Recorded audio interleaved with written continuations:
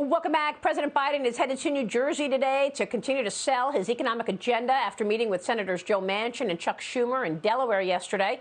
He wants to jumpstart these stalled negotiations. House Speaker Nancy Pelosi is vowing that Democrats will have a deal on a scaled-back package by the end of the week. They want to get this done, some agreement, before President Biden leaves for Europe next week. He's going to the Glasgow climate conference. Of course, we've reported that it is entirely unlikely that something happens by the 31st. Joining me right now is New York Congresswoman. She is a member of the House Transportation, Infrastructure, and Foreign Affairs Committees, Nicole Malliotakis. Congresswoman, it's great to see you this morning. Thanks very much. What do you think? Do you think that it is likely that the president gets something done before he leaves for Europe next week? Well, it's quite possible they'll try to jam something down our throats this week. It's hard to say what exactly will be in this package. As you know, they keep changing the price tag. It was $3.5 trillion, which, although with inflation, will be much more. Now they're saying it'll be $2 trillion. They keep changing some of the specifics and some of this policy, but they still intend to double the number of IRS agents, and they still intend to look into every American's account. They still look to extend welfare to work without work requirements and other programs, new social programs. So we have to see what's actually in this package at the end of the day. But regardless, we can tell by what they've been saying that it's not going to be good for this country, and it's going to put us on a path towards socialism. And if we could stop it early enough, I think America will be better off. So, Congresswoman, what I've got here is that they are taking the corporate tax rates off the table. Obviously, Senator Sinema said that's a no-go. But they've got an idea of having a corporate minimum tax of 15% to capture whatever company is not paying taxes. And then they've got this billionaire mark-to-market. In other words, unrealized capital gains taxes. So if you buy stocks or you buy a piece of art, they're just going to value it in that tax year, and you'll pay taxes on it even though you never sold it, and even though it may very well decline in value a day after you pay the tax. Is that the thinking? Well, look, they're gonna take some bad stuff out, but then they're gonna put some other bad stuff in to make it up. Look, right. I think Republicans right now just have to continue putting the pressure on those moderate Democrats by exposing what's in this bill, by continuing to talk about how this will affect every American with increased taxation, not just those earning over $400,000. We can perhaps try to get some other bad policy in. But you're right. We expose one thing, they take it out, but then they come up with another ridiculous idea to try to make up that extra spending. The reality is we just can't afford to spend this amount of money in the period that they're talking about, and that is why it should be completely off the table. I wish they would just focus on the bipartisan infrastructure bill. I think that is something that you would get a lot of Republican support for if it came up separately. And let's also talk about how they refuse to allow us to debate these bills extensively on the floor. They'll give you maybe an hour to debate, $2 trillion. I mean, that's just outrageous. That's not a good way to be using American taxpayer money or to provide transparency to those taxpayers.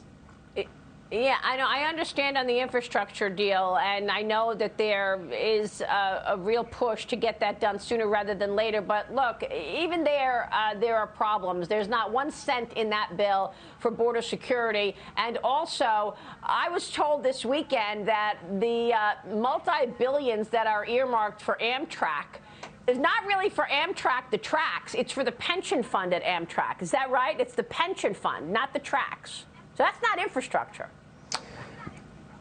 Well, it's my understanding that there's money in there for the Gateway Tunnel, which is important for economic development and for New York. But you're right about border security, and I thank you for the extensive coverage that you've been putting on what's happening at the border. And as somebody who has seen fentanyl increasing deaths in my community, as so many others across America, we need to stop what is occurring at the southern border, and not just that, but suspected terrorists that are attempting to come to America. Right. Well, that's what I want to ask you about, because the Department of Homeland Security has secured a contract to build a nearly $500,000 taxpayer-funded security fence around President Biden's Delaware beach home. So, I mean, taxpayers are paying for this new fence around his beach house. Meanwhile, all construction on the U.S. southern border wall has been halted amid a record number of migrant apprehensions, Congressman. We got 1.7 million apprehensions year to date. And that doesn't even include the gotaways we just talked about, where they're exploiting kids to be the getaway cars to take gotaways into the city of Houston, among others. And yet taxpayers are paying for a new fence around Joe Biden's house. What is this about? This is the height of hypocrisy, but once again, they are showing Americans that barriers do work. And by the way, we're still paying for that border barrier. It's just not actually being constructed because he canceled the contracts. The reality is that Americans should be very concerned what they're seeing. Not only are these young people being exploited to be the getaway cars, but we're seeing record number of fentanyl coming over our border. DEA has warned that this is what is causing these deaths. This is where it's coming from. So Joe Biden is on the side of the drug cartels, not the American citizens. And when it comes to national security, 52 individuals with al-Qaeda ties were approaching the United States border. They got stopped in Panama. The Panamanian foreign minister has informed Congress. And what is Joe Biden doing? He continues to leave the border open, knowing that we have even caught individuals on the terrorist watch list. I'm deeply concerned about our national security. I'm deeply concerned about the amount of fentanyl coming over our border. The Remain in Mexico policy cannot get reinstated quick enough, but we need to get serious about building these barriers at our southern border and stopping this. Yeah, well, hopefully they will follow the Supreme Court on that Remain in Mexico, because my sources on the ground in Texas tell me they're not reinstating Remain in Mexico. It's just not happening. They're blowing off the law.